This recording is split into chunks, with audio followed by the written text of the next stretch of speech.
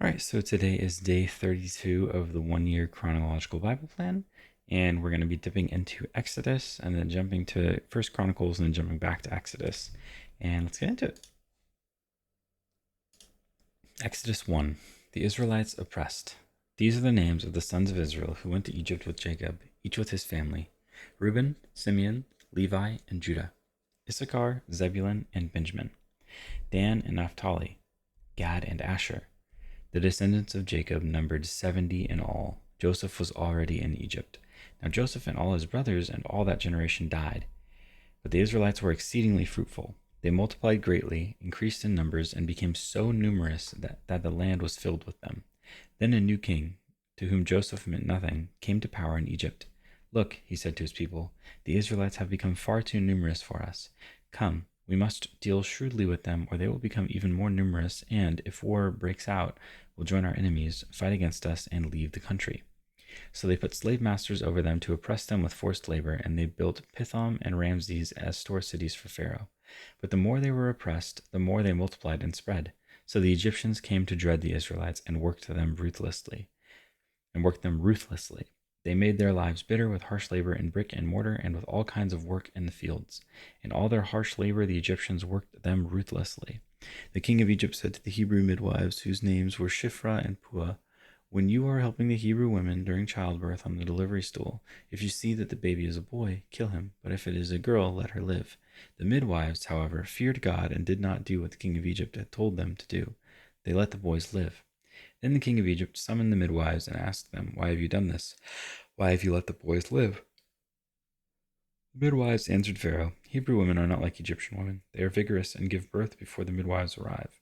So God was kind to the midwives, and the people increased and became even more numerous. And because the midwives feared God, he gave them families of their own.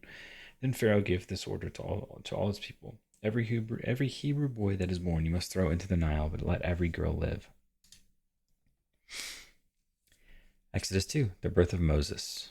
Now a man of the tribe of Levi married a Levite woman, and she became pregnant and gave birth to a son. When she saw that he was a fine child, she hid him for 3 months. But when she could hide him no longer, she got a papyrus basket for him and coated it with tar and pitch. Then she placed the child in it and put it among the reeds along the bank of the Nile. His sister stood at a distance to see what would happen to him. Then Pharaoh's daughter went down to the Nile to bathe, and her attendants were walking along the river bank. She saw the basket among the reeds and sent her female slave to get it. She opened it and saw the baby. He was crying, and she felt sorry for him. "This is one of the Hebrew babies," she said. Then his sister asked Pharaoh's daughter, "Shall I go and get one of the Hebrew women to nurse the baby for you?" "Yes, go," she answered. So the girl went and got the baby's mother. Pharaoh's daughter said to her, take this baby and nurse him for me, and I will pay you." So the woman took the baby and nursed him. When the child grew older, she took him to Pharaoh's daughter, and he became her son. She named him Moses, saying, "I drew him out of the water." Moses flees to Midian. One day, after Moses had grown up, he went out to where his own people were and watched them at their hard labor. He saw an Egyptian beating a Hebrew, one of his own people. Looking this way and that, and seeing no one, he killed the Egyptian and hid him in the sand. The next day he went out and saw two Hebrews fighting. He asked the one in the wrong, "Why are you hitting your fellow Hebrew?" The man said, "Who made you ruler and judge over us? Are you thinking of killing me as you killed the Egyptian?" Then Moses was afraid and thought, what I did must have become known. When Pharaoh heard of this, he tried to kill Moses. But Moses fled from Pharaoh and went to live in Midian, where he sat down by a well. Now a priest of Midian had 7 daughters, and they came to draw water and fill the troughs to water their father's flock. Some shepherds came along and drove them away, but Moses got up and came to the rescue and watered their flock. When the girls returned to Reuel, their father, he asked them, "Why have you returned so early today?" They answered, "An Egyptian rescued us from the shepherds. He even drew water for us and watered the flock." "And where is he?" Reuel asked his daughters. "Why did you leave him? Invite him to have something to eat." Moses agreed to stay with the man, who gave his daughter Zipporah to Moses in marriage. Zipporah gave birth to a son, and Moses named him Gershom, saying, "I have become a foreigner in a foreign land." During that long period, the king of Egypt died. The Israelites groaned in their slavery and cried out, and their cry for help because of their slavery went up to God. God heard their groaning, and he remembered his covenant with Abraham, with Isaac, and with Jacob. So God looked on the Israelites and was concerned about them. 1 Chronicles 6. The sons of Levi, Gershon, Kohath, and Merari. The sons of Kohath, Amram, Izhar, Hebron, and Uzziel. The children of Amram, Aaron, Moses, and Miriam. The sons of Aaron, Nadab, Abihu, Eleazar, and Ithamar. Exodus 3. Moses and the burning bush. Now Moses was tending the flock of Jethro, his father-in-law, the priest of Midian, and he led the flock to the far side of the wilderness and came to Horeb, the mountain of God. There the angel of the Lord appeared to him in flames of fire from within a bush. Moses saw that though the bush was on fire, it did not burn up. So Moses thought, I will go over and see the strange sight, why the bush does not burn up.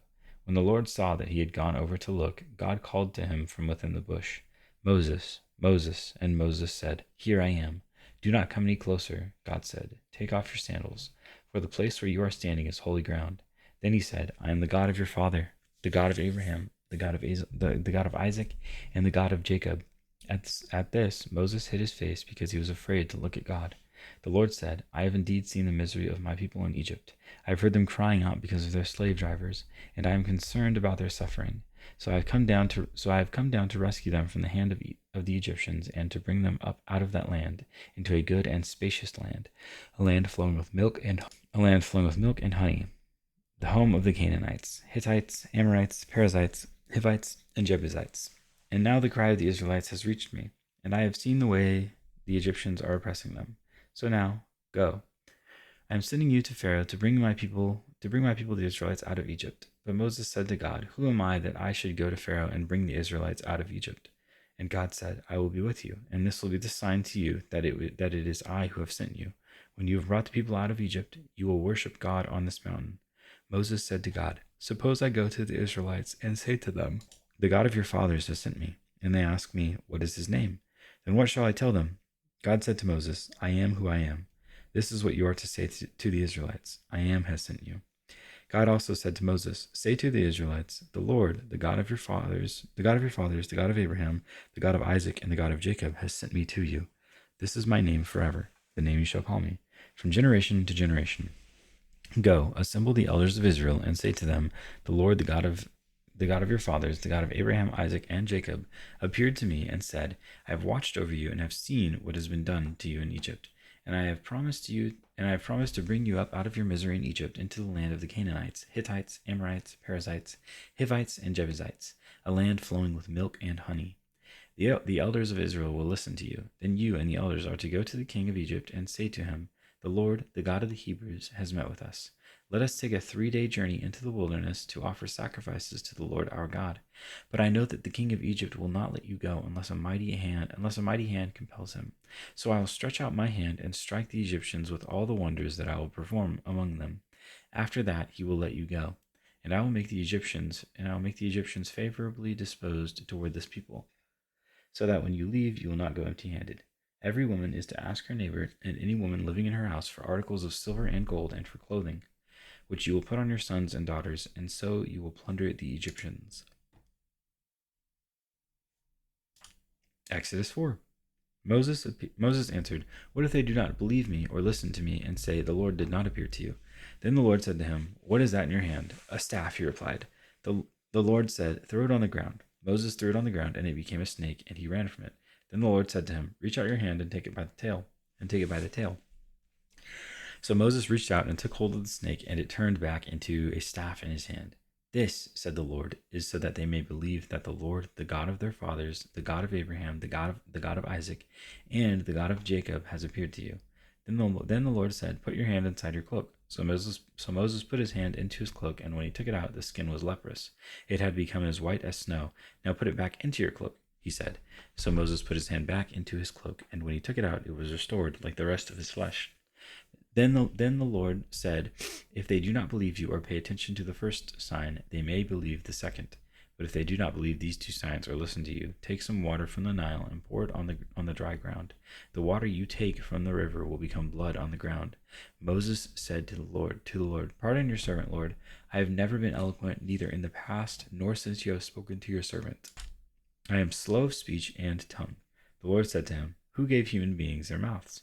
Who makes them deaf or mute? Who gives them sight or makes them blind? Is it not I, the Lord? Now go, I will help you speak and will teach you what to say. But Moses said, Pardon your servant, Lord. Please send someone else. Then the Lord's anger burned against Moses, and he said, What about your brother Aaron the Levite? I know he can speak well. He is already on his way to meet you, and he will be glad to see you. You shall speak to him and put words in his mouth. I will help both of you speak. And will teach you what to do. He will speak to the people for you, and it will be as if he were your mouth, and as if you were God to him. But take the staff in your hand, so you can perform the signs with it. And that is day 32.